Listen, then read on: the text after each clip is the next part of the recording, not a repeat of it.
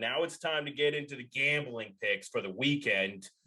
We are so far not doing too great as a podcast or as a YouTube channel, radio show, whatever you want to call us at this point. You got Cam, the only one who's above 500.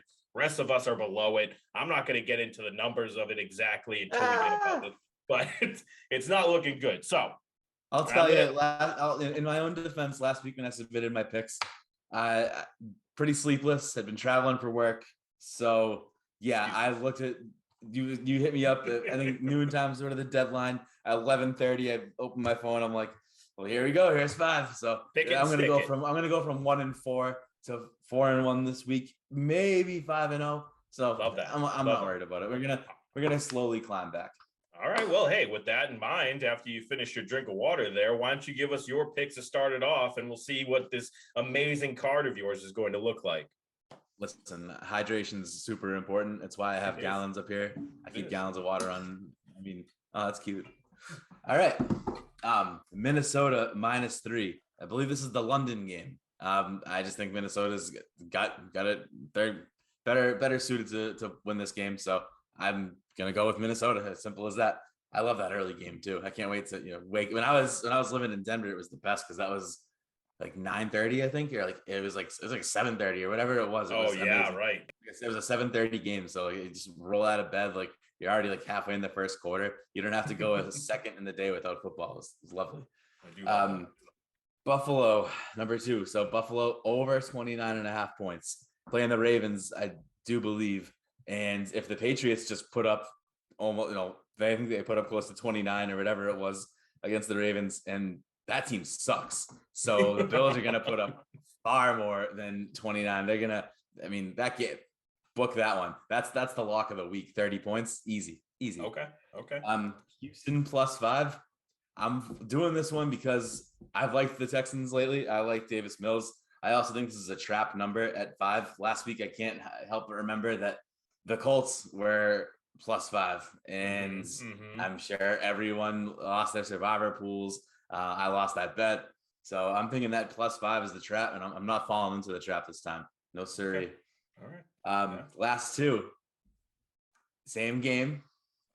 Maybe you do a same game parlay if you're feeling frisky. Ooh, okay. And I love the fact that this just went down from 10 to 9.5. Give me the pack -9.5. Okay. That's easy money. And this one's juicy. I think this one's it's like +130 the way it's listed right now. And you can't really buy a point with it, but it's the Patriots under 13.5. I'd love to see it at 14.5. So for those of you that are taking my advice and waiting till Sunday to place bets, maybe wait to see if it moves. But in the event that no one is, in the event that I'm putting this pick in, I'll take the juiciness and give me under 13.5. All right. Hey, well, you got your feelings on that one, and certainly Patriots have not looked good, so it makes sense. But we'll see how that works out for you in the long run. Like you said, you're going to flip it around. You're going to go 4-1 instead of 1-4 or something like that, right? So good picks out of you. A couple good weeks. All right. Well, engage more, Yes, I like that. So, well, you know what? Hey, before we get into my picks, let's do a voicemail pick first. We'll get hey y'all, it's Cam. Get the mood in. Actually, I don't know if we're going to get a good mood though here because Cam has been down with COVID lately, so his energy is probably not going to be that high right now. We'll see how this goes. Who did this to him? Who gave him COVID? Who done it? Hey y'all, it's Cam here with the picks for the week. I got all 5 in college this week. We'll start with TCU +7 versus Oklahoma. Oklahoma has a bad run defense, and TCU's been very good running the ball so far. So I think they can keep it close. Next is NC State +7 against Clemson. I think these teams are very even, and 7 is way too many points. Next is Old Dominion +4 against Liberty. I actually think Old Dominion's a better team and they'll win, so I'll definitely take the 4 points. Next is Duke -2 versus Virginia. Virginia's been bad on offense, and Duke has been one of the most improved defenses in the country so far. And last is San Jose State -2.5 against Wyoming. I think San Jose State can light them up through the year. So to recap, is TCU +7, NC State +7, ODU +4, Duke -2, San Jose State -2.5. Oh man, I feel bad. It felt like he was losing energy as you went through that one there. You could just tell that he's hurt. Huge. Yeah, I feel bad. I appreciate you, Cam, for calling in and doing that.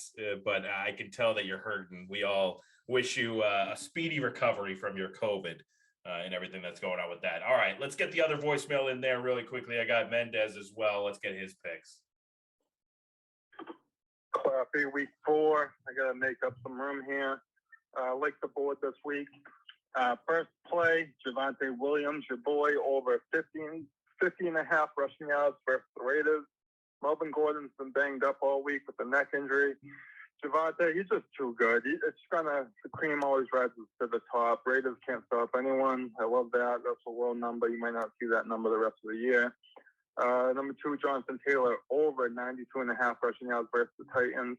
I think they're really going to establish the run. Taylor has been balled up the last 2 games. I think he's going to explode. Number 3, I like Travis Etienne, over 16.5 receiving yards versus the Eagles. Eagles have a good defense. Lawrence is going to be under pressure a lot. They have shut down corners. I think a lot of dump downs to Etienne. He's hit that number 2 out of the last 3 games. Number 4, I love Derek Carr under 272.5 passing yards against the Broncos. Derek, the Ravens just don't know what's going on right now. They haven't figured it out. Renfro's out again. Denver, and their offense hasn't been doing good, but their defense has been legit. I'll take the under on that. And the last one, this line might move, so I would grab it now. Goff, under 261.5 passing yards against Seattle. So, everyone's going to take the over, but he's going to be missing DeAndre Swift. Going to be missing Amon-Ra St. Brown and possibly DJ Chark. Goff, he is what he is with what's around him. He's not going to have much to throw to. I think they might just try to run the ball. It'll be an ugly game. So if you can grab that before the line moves, I'd do that. All right, later. All right, those some interesting picks there. I think his first one was supposed to be Devontae Williams over 15.5 passing or receiving yards. I think he said rushing yards. But it's got to be over. I'll have to check in with them on that one if I heard that one incorrectly or what it was. But that sounded like it was the pick there. Let's go over mine real quickly here. I know you got to get going, Matt, so we'll finish off real quick. I'm starting off with Vikings Saints over 43.5 points. That's the London game. Last 2 international games have scored 43 points and 47 points, but I think that number is going to be a little bit higher this time. I know it's right on that number, but Saints have given up at least 20 points in each of their games this year. Vikings giving up at least 24 points in the last 2. I think that those trends are going to continue. These teams are going to be able to score on each other enough to get me over the 43.5 points. So give me that in London. Start off the day with the early pick. Next one I'm going with is Titans Colts under 43 points in that game. Titans coming off their first win of the year, and they'll be riding high. Same thing for the Colts. Both teams riding high, but like Mendez said, I think they're going to try and establish the run on the Colts side of things. I also think that their defense is going to be playing a lot better at home as they did last week, so that's going to continue. So give me Titans Colts under 43 points. Next one I'm going with Cardinals +1 at the Panthers. I don't really trust in either one of these teams, if I'm being honest with you, but I don't trust in the Panthers even more. I think that the Cardinals will eventually break out and be able to show you what they can do. Kyler Murray is going to be able to do his thing. He's been passing a lot very well lately with Marquise Brown and everything like that. So I think that their passing attack is going to be able to do good in this one. Also, Cardinals are hungry in this one, coming off of a loss to the Rams and the Panthers did actually just get a win, so they're riding high right now. So I think that hungrier dog in the Cardinals is going to be able to take that one. Next pick, my Patriots +9.5. I don't care what Matt says. I'm taking the Patriots +9.5. I'm not expecting them to win this game, but obviously their mindset is going to be, we have Brian Hoyer. We're going to run the ball constantly. We're going to try and keep the ball out of Aaron Rodgers' hands. I do still think that Aaron Rodgers is still figuring out his receivers, and he will eventually figure them out.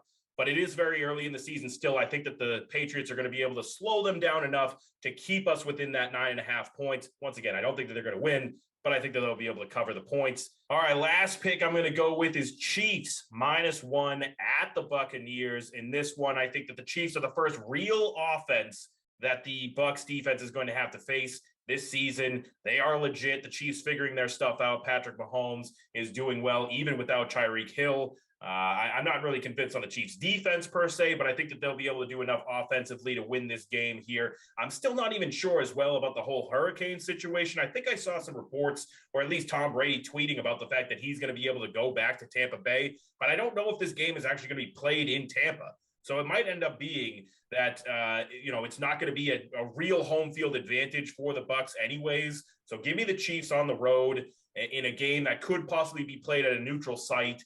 And once again, I think that it's all about Brady and their offense on the Bucs. They haven't really figured their things out. Obviously, they'll have Mike Evans back, but they still don't have a ton of weapons. Chiefs do have a ton of weapons, and they're the first real offense that the Bucs are going to face. So give me those. Give me Chiefs -1 at the Buccaneers. That's all the picks for this weekend. We'll see if the guys, if we can all get back on track here. We got to have a good week. I actually, at this early in the season, I'm not rooting against anybody's picks. I want everybody to hit on all their picks. I want this show to be able to give out good winners for everybody. Later on in the year, I'll start rooting against your picks when I want to actually win the competition. But right now, I'm rooting for everybody to do good. So I hope you have a 4-1 week. I hope I have a 4-1 week. I hope we all do good. I know that we can't do the same thing on the Patriots game there. Obviously, you took the Packers. I took the Patriots. That'll be the one where we go a little negative on against each other. But otherwise, some good picks overall. We had K-All. It's Cam just barely squeaking in there with his energy levels. That was a little tough.